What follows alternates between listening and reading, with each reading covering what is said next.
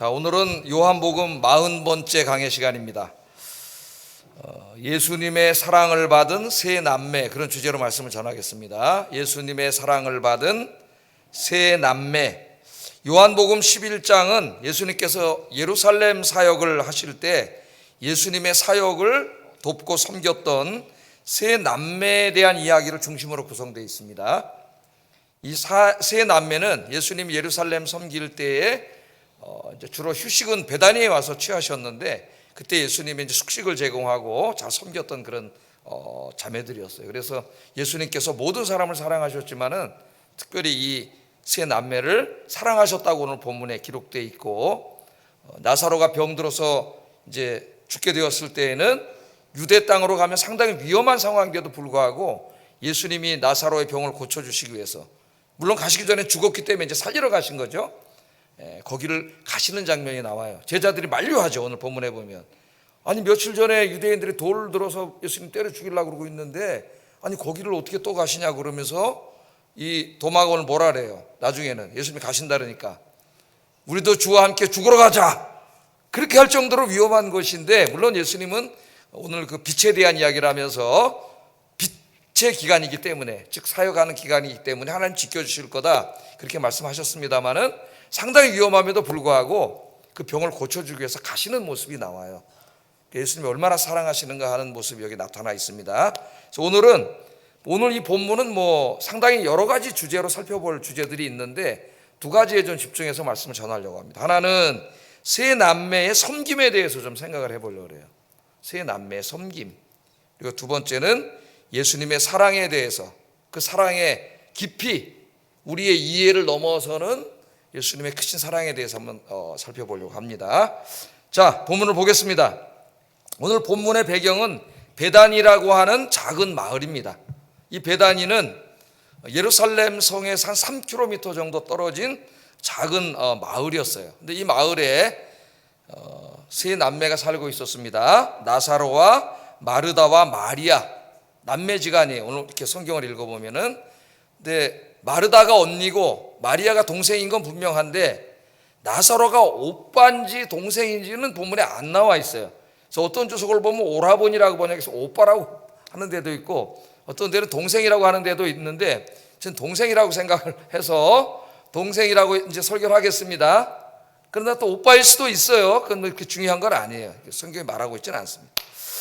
자, 3절과 5절을 보면은 예수님께서 이 세 남매를 사랑하셨다는 걸 강조하고 있어요. 사랑하셨다. 특별히 5절을 보면은 예수께서 본래 마르다와 그 동생은 누구예요?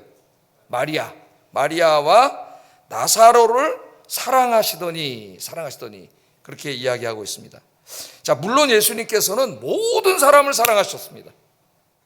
예수님에게 적대하는 사람도 사랑하셨고, 예수님 돌로 때려 죽이려는 사람도 사랑하셨고, 죄인도 사랑하셨어요. 그렇기 때문에 예수님께서 그들을 구원하기 위해서 십자가에서 자기 생명을 주셨잖아요. 그러니까 예수님은 모든 사람을 차별 없이 사랑하셨습니다.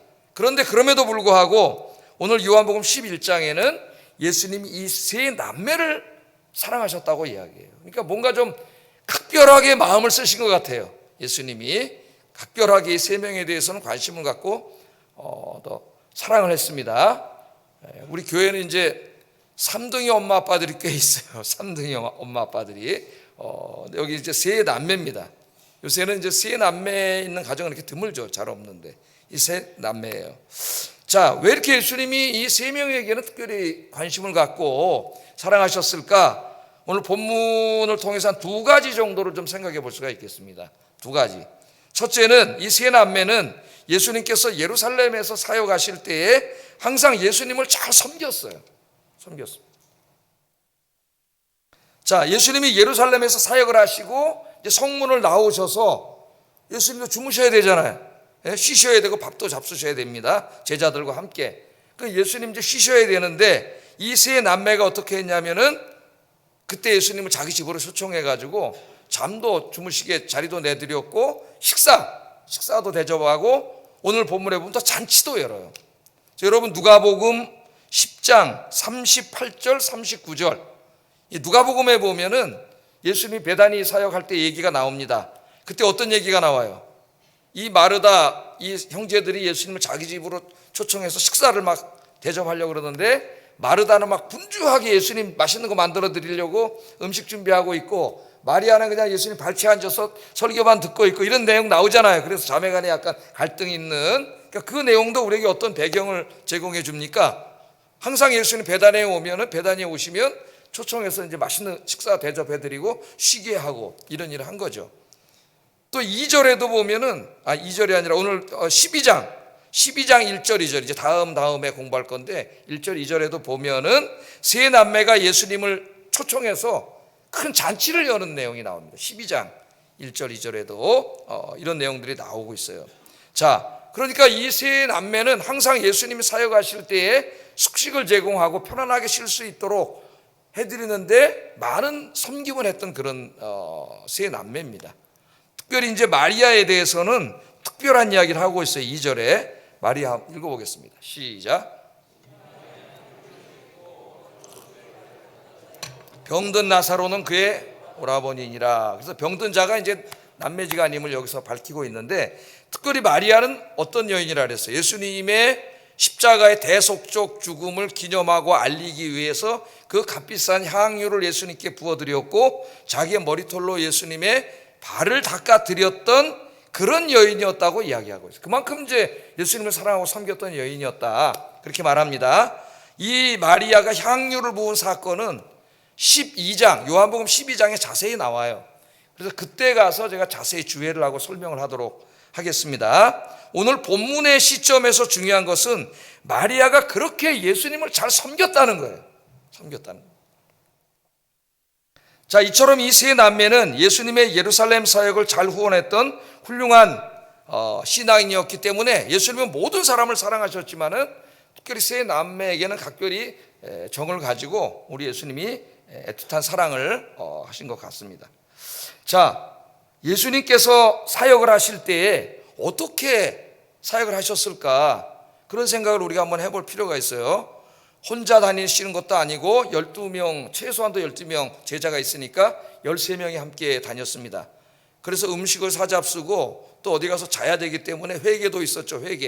회개가 누구였어요? 가룟 유다잖아요. 예? 가룟 유다가 회개였는데 나중에 예수님이 뭐라 그래요? 그는 도둑놈이라 그러잖아요. 그 회개에서 그 선교비용으로 써야 되는데 몰래 빼가 주머니에다가 집어넣었다 그러지 않습니까? 회개도 있었고, 그러니까 재정이 있어야 되는 것이죠. 재정이. 예. 그러니까 예수님이 이 사역을 어떻게 감당했느냐, 이 일을 할 때에 이 돈이 어디서 나왔느냐, 그런 게 좀 궁금하지 않습니까? 우리 그런 생각을 안 하는데 오늘 보면은 이렇게 개인적으로 예수님을 도왔던 사람들이 있고요. 또 누가복음 8장 3절에는 좀 더 자세한 단서를 제공해 주는 말씀이 있어요. 한번 읽어보겠습니다. 시작. 요한나와 또 수산나와 다른 여러 여자가 함께하여 자기들의 소유로 저희를 섬기더라, 이렇게 나옵니다. 그러니까 예수님께서 제자들과 함께 최소한도 13명이 아침, 점심, 저녁 잡숴야 되고, 저녁 어디 가서 자야 되잖아요. 그죠? 이런데 비용이 많이 드는데 이 재정을 어떻게 했느냐 보니까 헤롯의 청지기 구사의 아내 요한나와 또 수산나와, 이들은 아마 이제 돈도 있고 귀족의 부인이었을 거예요. 그리고 또 다른 여러 여자가, 여러 명이라 그랬죠.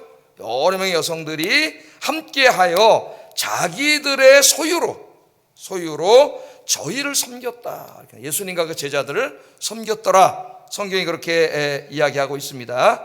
그러니까 예수님의 3년 동안의 이 공생의 사역은 그냥 이루어진 게 아니에요. 보이지 않게 예수님의 사역을 도왔던 많은 사람들이 있었기 때문에 이 사역이 가능한 겁니다. 가능했던 거죠.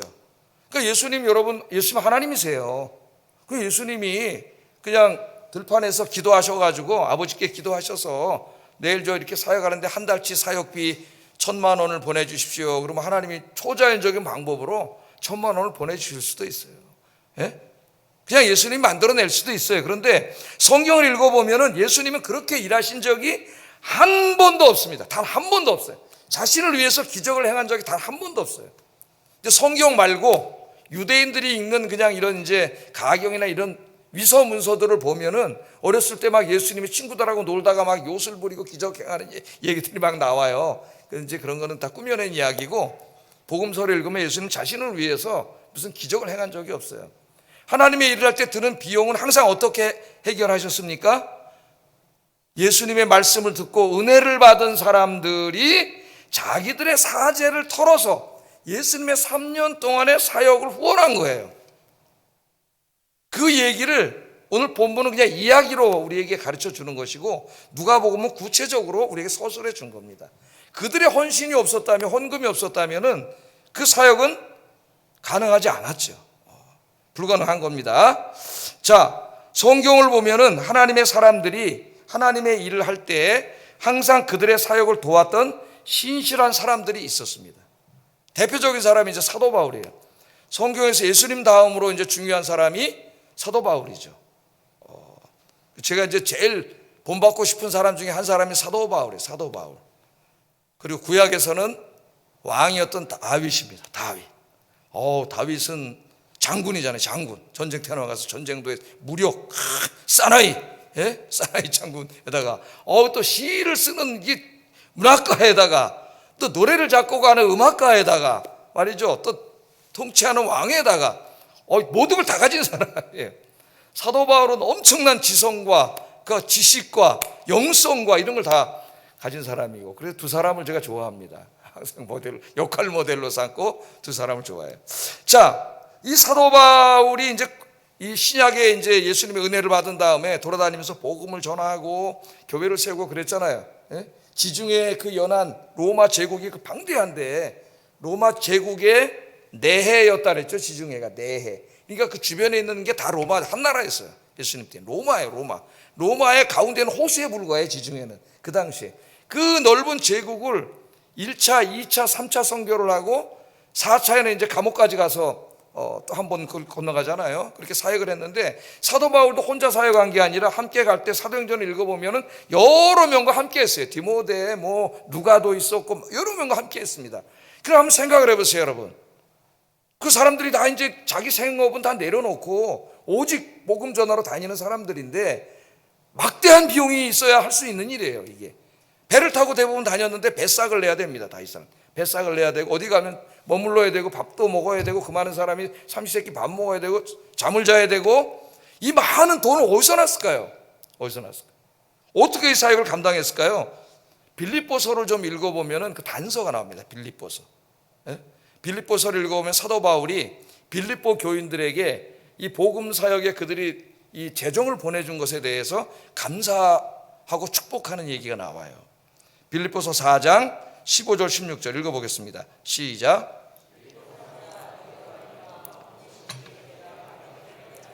주고받은 내 말에 참여한 교회가 너희 외에 아무도 없었느니라. 데살로니가에 있을 때에도 너희가 한 번뿐 아니라 두 번이나 나의 쓸 것을 보내었도다. 이제 이 빌립보서를 쓸 때는 사도 바울은 로마 감옥에 있을 때입니다. 가택연금 상태로 이제 감옥에 있을 때 미결수로서 재판의 결과를 기다리면서 있을 때입니다. 근데 로마는 감옥에 들어간 죄수들에게 밥을 주지 않습니다, 여러분. 자기가 다 돈 내서 해야 돼요. 사비로. 우리나라는 어때요, 지금? 예, 국민의 세금으로 옷 입혀주고, 재워주고, 먹여주고 다 하잖아요. 로마는 아니에요. 자기가 해야 돼요. 자기가. 그러니까 이제 이 감옥에 있을 때도 마찬가지고, 그 사역을 하는데, 때로는 이제 사도 바울이 자기가 직접 막 텐트를 만들면서 브리스길라와 아굴라 부부가 돈을 번 적도 있었지만은, 그거 가지고 할 수 있는 게 아니죠. 후원을 했다는 거예요. 누가? 빌립보 교회의 성도들이. 그들도 가난했지만은 그 헌금을 거두어서 바울의 사역을 후원했습니다. 그것도 한 번, 두 번, 여러 번 쓸 것을 보내주었다고 바울이 이야기하면서 감사하고 있고요. 빌립보서를 읽어보면은 이것이 하나님께서 기쁘시게 받으시는 향기로운 제물이다. 그러니까 빌립보 교인들은 사도 바울의 이 선교와 목회를 후원했는데, 바울은 뭐라 그래요? 하나님께 드렸다 그래요. 너희가 나 개인에게 준 게 아니고 하나님께서 기쁘게 받으실 향기로운 제물이다. 그렇게 칭찬을 하고 있습니다. 우리나라에 여러분 선교사가 들어올 때도 한번 생각해 보세요. 대한민국에 복음화 될 때에 선교사님들이 들어와서 이제 막 복음을 전하고 교회를 세웠습니다. 교회만 세운 게 아니죠. 이분들이 또 어떤 일도 했어요. 학교도 세우고 병원도 세우고 많은 좋은 일을 했어요. 우리 동네가 지금 그렇잖아요. 여기 연세대학교도 선교사님들이 세운 학교고, 여기 이화여대도 선교사님들이 세운 학교고, 세브란스 병원 같은 이 병원도 다 맨 처음에 선교사님들이 세운 병원이에요. 그러니까 선교할 때 막대한 비용이 들죠. 조선 땅 아무것도 없는 이 가난한 땅에 와가지고 이 돈이 다 어디서 났겠어요, 여러분? 그 당시에 미국 교회 경건한 성도들이 열심히 나가서 일해서 돈 벌어가지고 그걸 헌금으로 하나님 앞에 드렸고, 그 헌금이 여기에 와서 선교비로 들어와서 여기서 학교를 짓고 병원을 짓고 오늘 대한민국 교회가 있는 거예요. 그들이 헌금하지 않았다면은 이런 일이 있을 수가 없는 겁니다, 여러분. 제가 이제 전도사 때 처음으로 교육자를 할 때 모셨던 이제 목사님이 은퇴를 하신다 그래가지고 안 갈 수가 없어서 이제 토요일 바쁜데 저 일산까지 이제 갔었습니다. 갔는데 이제 그 목사님 모셔서 하신 일들이 쭉 이렇게 나오는데, 거기 보니까 인도네시아 만난 선교를 한 줄 알았더니 그 고등학교도 졌거든요. 크게 보니까 캄보디아에도 교회를 짓고 여기저기 동남아에다 또 아프리카까지 많은 사역을 했더라고요. 그 건물 하나 짓는데 돈이 엄청나게 들어갈 텐데, 야, 이거 다 어떻게 가능했을까요, 여러분? 저 일산에 있는 그 충정교회 성도들이 자기가 사회 나가서 열심히 직장에서 돈 벌어가지고 하나님 앞에 헌금으로 드린 그 헌금을 가지고 그걸 다 지은 거죠. 자기들이 그냥 먹고 자기들 다 썼다면은 그냥 그러고 없어졌을 텐데, 하나님께 드려짐으로 말미암아 저 동남아에 교회가 세워지고 학교가 세워지고 영혼을 구원하고 그들을 이렇게 성경을 가르치는 위대한 일에 쓰인 거죠. 위대한 일. 여러분, 우리가 번 돈을 이보다도 가치 있고 의미 있게 쓸 수가 있을까요? 네? 저희 교회도 여러 선교사님들을 후원하고 있습니다. 그 후원금은 어디서 나오는 거예요? 여러분들이 헌금을 하시고, 좀 이따 우리도 선교 헌금을 작정할 거지만은 매년 여러분들이 열심히 일하셔서 돈 버셔가지고 선교 헌금을 작정해서 이 헌금이 보내지는 거죠. 그래서 1년에 우리가 그렇게 큰 교회는 아니지만 3천만 원씩 이렇게 여러 선교사님들에게 보내줘가지고, 어떤 때는 또 그거 외에도 아마존 선교회 목사님들 신학생들 교육시키는데 더워서 에어컨이 없다 그래가지고 에어컨을 우리가 사준 적이 있어요. 저희가 다 광고를 안 해가지고 성도님들 잘 모르는데 장로님들하고 같이 의논을 해가지고 에어컨 보내준 적도 있고요. 여기 또 필리핀에 그 인터넷 신학교 만드는데 자금이 필요하다 그때 이하수 교수님 오셔가지고 그래가지고 또 장로님들하고 협의해서 거기도 일부 보내준 적도 있고, 다 이게 지금 어디서 나오는 거예요? 돈이 없으면 할 수가 없는 거죠. 교회 일도 마찬가지예요. 이 교회 안에 하다못해 온풍기, 에어컨, 요거 조명 하나, 이 안에 이런 스크린 다 이거 어디서 나올까요, 여러분? 여러분도 앉는 의자, 강대상, 책상 재정이 없으면 할 수 없는 일이에요. 누군가가 헌신하고 드려졌기 때문에 저 뒤에 현관도 아름답게 이렇게 고쳐지고 부서진 거 좀 고칠 수 있고, 다 이 성도님들의 헌신 때문이죠. 이 교회사를 읽어보면 목사님들 이름만 나오지만은 사실은 성도님들이 이름도 없이 빚도 없이 헌신했기 때문에 오늘 한국 교회가 가능하게 된 줄로 믿습니다. 그렇게 다 드린 거예요. 우리가 오후 예배 때 엘리사에 대해서도 공부를 하는데, 엘리사가 이제 새로운 선지자가 되지 않았습니까? 그래서 이제 사역을 하는데, 엘리사가 사역을 할 때 또 엘리사가 자기 동네에 와서 사역할 때 그를 늘 도왔던 사람이 있어요. 자기 재정으로.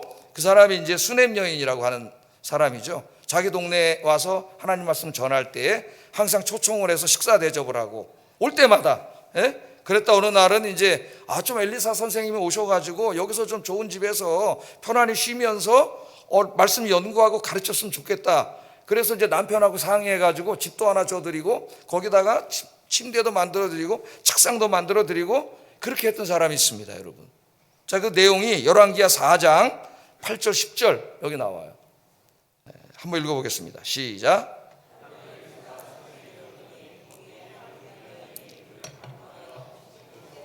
엘리사가 그곳을 지날 때마다 음식을 먹으러 그리로 들어갔더라.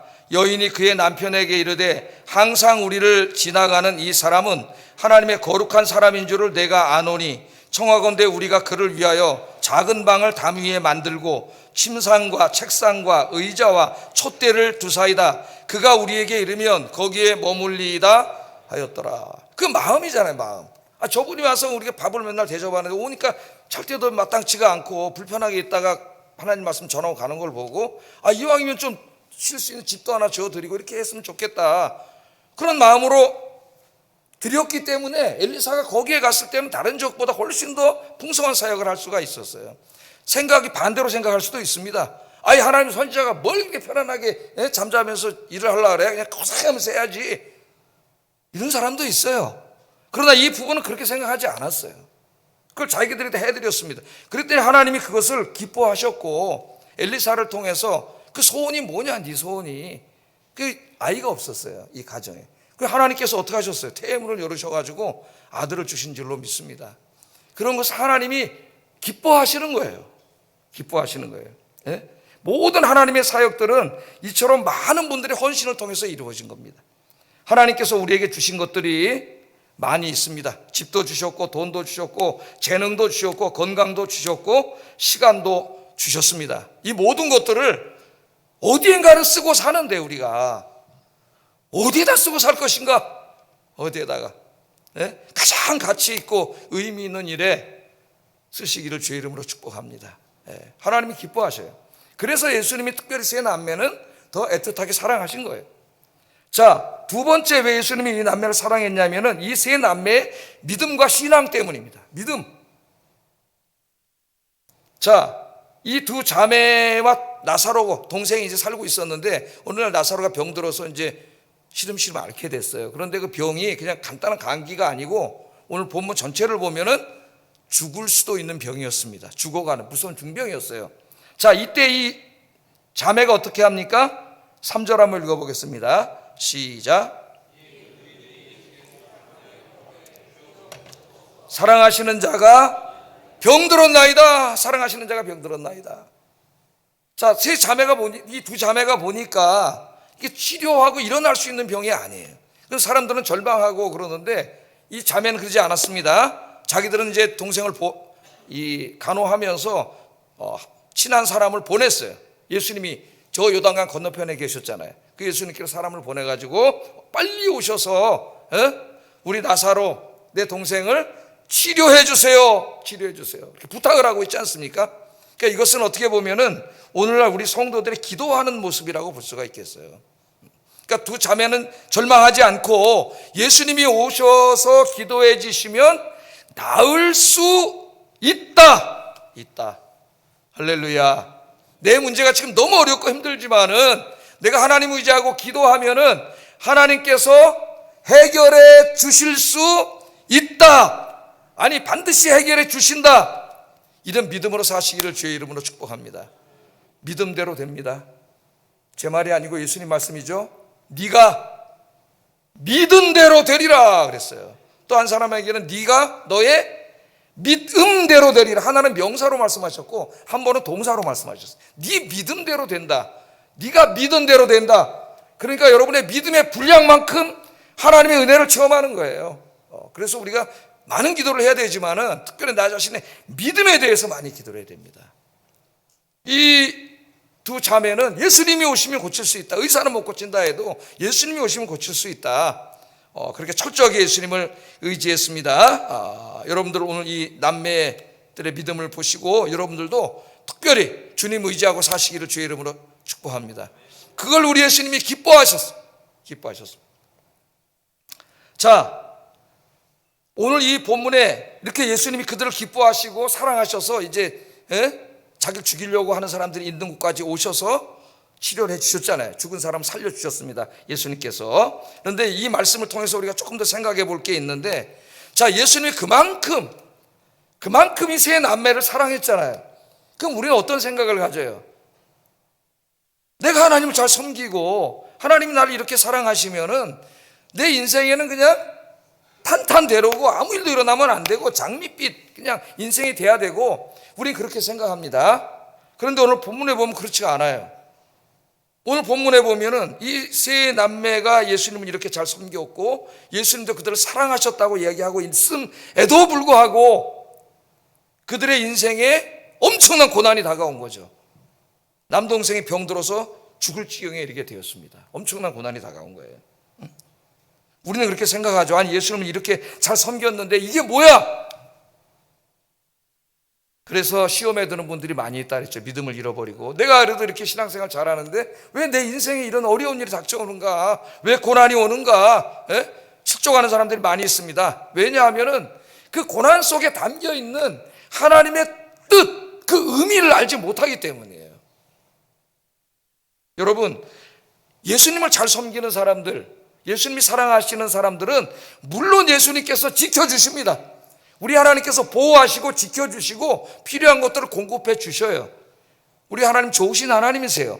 그러나 때로는 우리 인생에 더 큰 사랑과 은혜를 체험하기 위해서 고난을 허락하실 때도 있다는 것을 알아야 됩니다. 이걸 모르면 시험에 들어요. 그때도 있다는 것을 우리가 알아야 합니다. 이 고난의 의미에 대해서는 제가 요한복음 9장 강의할 때에 자세하게 강의했어요. 기억나십니까? 제가 기억했잖아요. 소경 고칠 때 왜 고난이 오느냐. 다시 가서 요한복음 9장 강의를 들어보세요. 다시 제가 강의하지는 않습니다. 그때 고난의 의미를 잘 설명했습니다. 자, 오늘은 나의 인생에 고난이 찾아올 때에 우리가 기억해야 될 한 가지 중요한 말씀만 소개하려고 해요. 9장에서 했기 때문에 중요한 말씀, 이 말씀을 기억하면은 시험에 들지 않아요. 로마서 8장 28절입니다. 읽어보겠습니다. 시작. 모든 것이 협력하여 선을 이루느니라. 아멘. 여기 뭐라 그랬어요?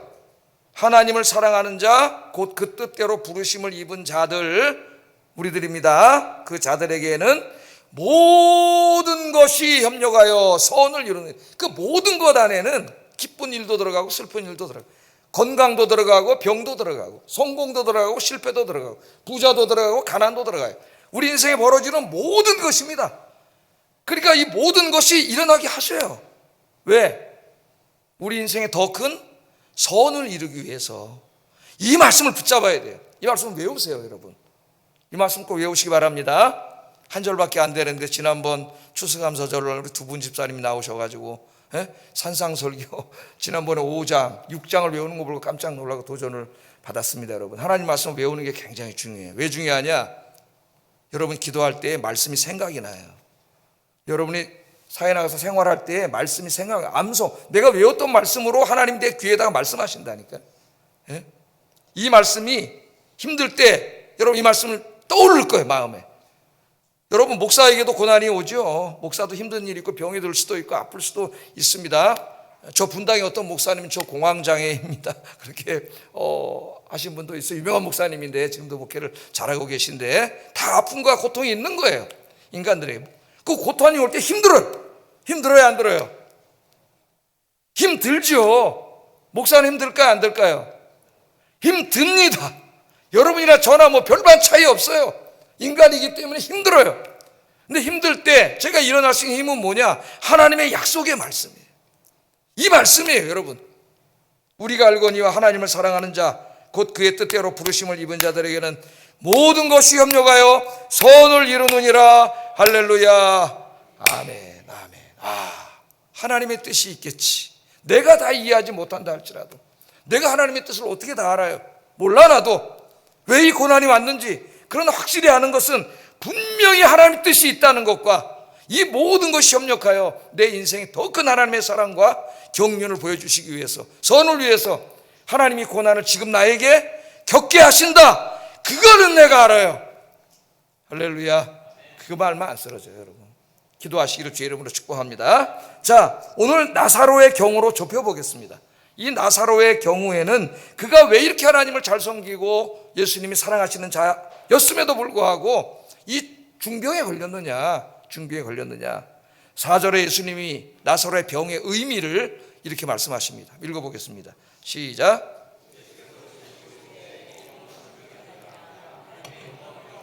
하나님의 아들이 이로 말미암아 영광을 받게 하려 함이라 하시더라. 아멘. 자, 나사로가 병이 들어서 죽게 되어 있습니다. 이제 죽을 거예요, 좀 있다가.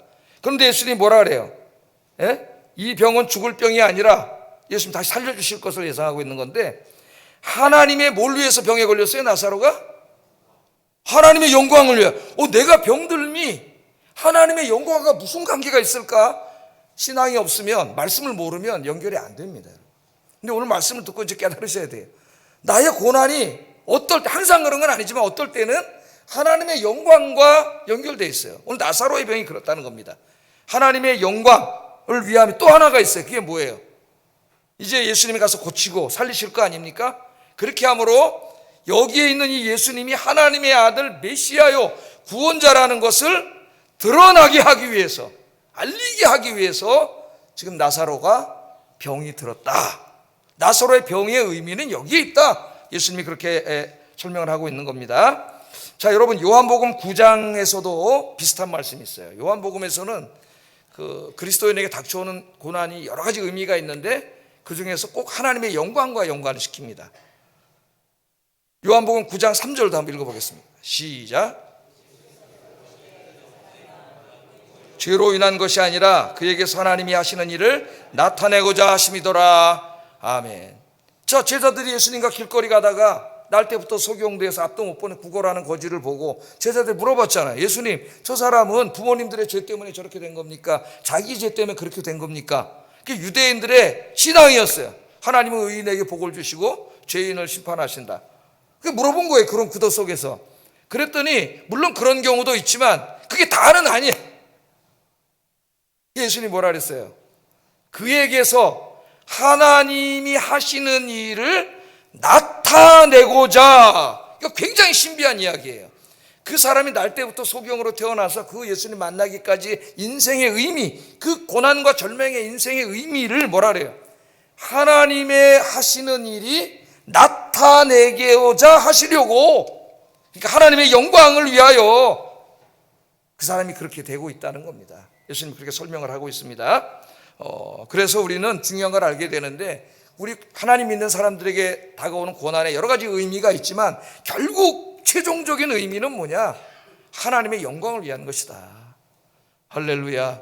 내가 고난당하지만은 그래서 내가 기도하겠죠. 내가 기도하면은 하나님이 어떻게 해요? 하나님의 때에 응답해 주시고 해결해 주시겠죠. 그럼 그 나의 고난의 모습을 알고 있는 사람들, 또 내가 기도하는 것을 알고 있던 주변의 많은 사람들이 그것을 보고 어떻게 해요? 야, 저 사람 힘들었는데 교회 나와서 기도하더니 정말 저게 다 해결됐네? 그게 힘든 일일수록, 나사로처럼 죽었다 살아나는 일일수록 더 커지겠죠. 와, 정말 하나님이 있구나. 나도 교회 가야지. 할렐루야. 그런 하나님의 영광을 드러내기 위해서 그렇게 하셨다고 이야기를 합니다. 자, 여러분, 자, 이 내용을 자세히 한번 묵상을 해보세요. 나사로가 지금 중병에 걸렸습니다. 마르다와 마리아는 남동생이 병들어 죽어가는 것을 지금 지켜보고 있어요. 그들의 마음이 얼마나 안타깝겠습니까, 여러분? 가족이 아플 때 한번 여러분 생각을 해보세요. 그들은 예수님께서 즉시 달려올 것을 기대하면서 지금 기다리고 있습니다. 그래서 예수님께 사람을 보내면서 뭐라 그랬어요? 나사로가 병들었습니다 그러지 않고 사랑하시는 자가 병들었습니다. 사랑하시는 자. 예수님, 당신이 사랑하시는 자가 병들었습니다. 그 뭔 말이에요? 그러니까 빨리 오세요 그 말이잖아요. 빨리 오세요. 왜? 지금 죽어가고 있잖아요. 보고 있잖아 지금. 빨리 오세요. 빨리 오세요. 우리도 기도할 때 뭐라 그래요? 주님, 너무 급합니다. 속히 응답하여 주시옵소서. 시편에도 그런 기도가 많이 나와요. 속히 응답해 주시옵소서. 여러분도 그렇게 기도하세요. 하나님 또 속히 응답해 주실 때도 있습니다. 근데 이번 경우는 좀 기다리게 하셔요. 자, 그런데 이 두 자매의 안타까운 마음에도 불구하고 우리 예수님께서 어떻게 해요? 금방 가시지 않아요. 금방 가시지 않아요. 이 자매의 지금 이 안타까운 마음은, 이 절박한 마음은 어떻게 보면 우리의 모습이에요. 안타까운 문제를, 인생의 문제를 내려놓고 기도하는 우리의 모습일 수 있습니다. 그런데 예수님이 금방 가지 않으시잖아요. 우리는 급한데 때로 하나님이 속히 응답하지 않으실 때도 있어요. 속히 응답하실 때도 있지만 기다리게 하실 때도 있습니다. 기다리게 하실 때에는 기다리게 하실 만한 이유가 있다는 걸 알아야 돼요. 뜻이 있어요, 하나님의. 자, 그런데 예수님 안 가셔. 이틀을 더 머무르셨다 그랬습니다. 이틀을. 6절 한번 읽어보겠습니다. 시작.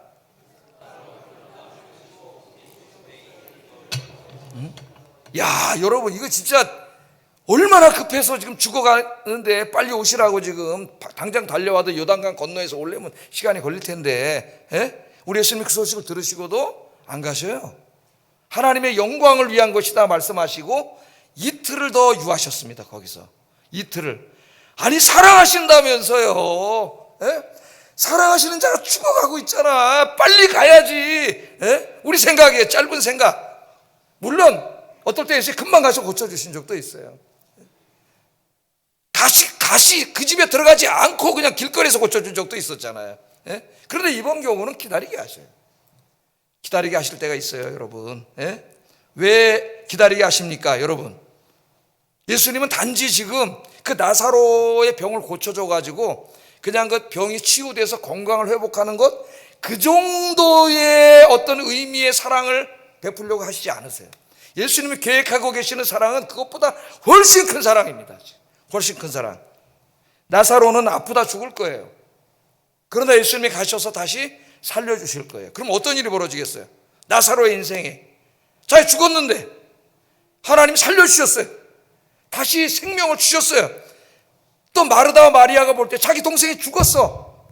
이제 다음 주에 공부하겠지만 죽은 지 나흘이나 지났어. 포기하고 있는데 예수님이 오셔서 살려주셨어요. 그럼 뭘 체험하겠어요? 죽은 자를 살리시는 하나님, 생명을 주시는 하나님, 그 하나님을 죽지 않았다면 체험할 수 없었던 그 하나님의 엄청난 사랑과 은혜를 그들이 체험하게 되겠죠.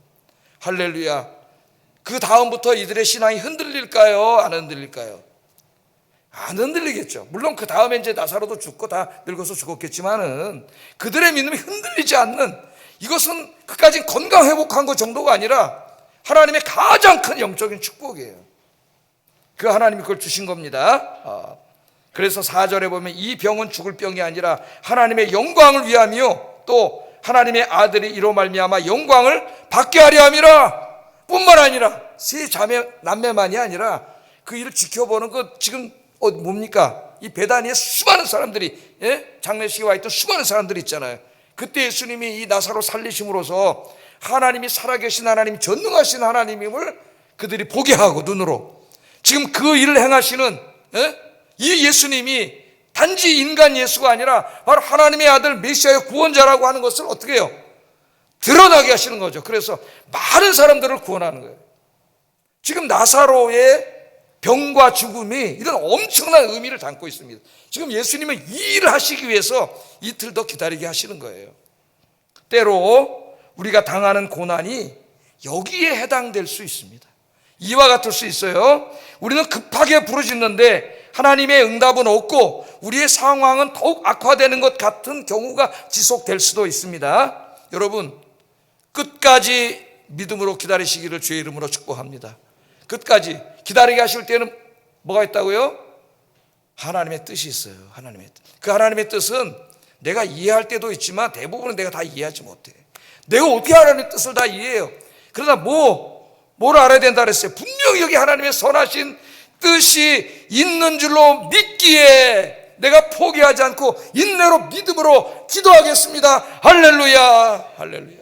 그럼 믿음으로 기도할 수 있는 힘이 생겨요. 목사도 때로는 주춤하고 있다가 말씀이 딱 생각나면 믿음으로 쫙 기도하면은 정말 그 하나님이 기도 응답을 하심으로 주변에 있는 많은 사람들이 다 할렐루야, 은혜를 엄청 받아요. 저도 지난번에 좀 힘들고 어려웠다 기도해서 나으니까 제가 아픔으로 인해서 목사님도 아플 수가 있구나. 그 때문에 아픈 사람이 은혜 받아. 왜 하나님이 나에게만 아프게 해줄까? 그러다가 목사님도 아플 수 있구나. 이게 은혜가 되더라고. 성도들에게 오히려 건강한 것보다도. 그러면서 하나님이 치료해 주시는 걸 설교할 때마다 맨날 이렇게 보는데 하나님의 영광 크게 드러내고 제가 간증하고 이렇게 하기 위해서 때로는 하나님께서 고난을 머물게 하실 수도 있습니다. 우리의 기도 응답을 드실 때도 있습니다. 기도할 때 명심하세요. 하나님께서는 우리의 기도에 반드시 응답해 주시지만 우리가 원하는 때와 우리의 방식이 아니고 하나님이 정하신 때에 하나님의 방식으로 응답해 주십니다. 여러분을 이렇게 사랑하시는 주님 의지하고 오늘도 믿음으로 승리하시기를 주의 이름으로 축복합니다. 기도하겠습니다. 자, 말씀을 생각하면서 기도하겠습니다. 하나님의 주신 것들, 물질, 건강, 시간, 재능으로 주님을 섬기며 목회를 돕는 삶을 살게 하소서. 인생의 모든 문제에 있어서 하나님을 의지하고 기도하게 하소서. 세 번째, 하나님의 때에 하나님의 방식으로 기도해 주심을 믿고 믿음으로 인내로 응답해 주실 때까지 기도하게 하소서. 기도하겠습니다. 사랑하신 아버지 하나님, 감사합니다. 오늘 우리 예수님께서 사랑하셨던 세 남매의 삶의 이야기들을 통해서 중요한 두 가지 주제를 묵상했습니다. 이 세 남매가 예수님을 이렇게 잘 섬겼던 것처럼 하나님이 우리에게 주신 모든 것들로 나 자신만을 위해서 다 쓰지 말고 하나님을 섬기는 귀한 일에, 중요한 일에 쓰임 받을 수 있도록 인도하시고 드려질 수 있도록, 헌신할 수 있도록 주님께서 붙잡아 주시기를 원합니다. 인생의 모든 문제에 있어서 사람 의지하지 말고, 돈 의지하지 말고, 세상 의지하지 말고 하나님 의지하며 기도하며 살아가도록 인도하여 주시옵소서. 특별히 기도할 때에 내 때에 내 방식이 아니라 하나님의 때에 하나님의 방식으로 하나님이 반드시 응답해 주심을 믿고 인내로 믿음으로 기도하여 이 하나님의 영광과 크신 사랑을 체험하는 우리 아영교회 성도들이 되게 하여 주시옵소서. 예수님 이름으로 기도드립니다. 아멘.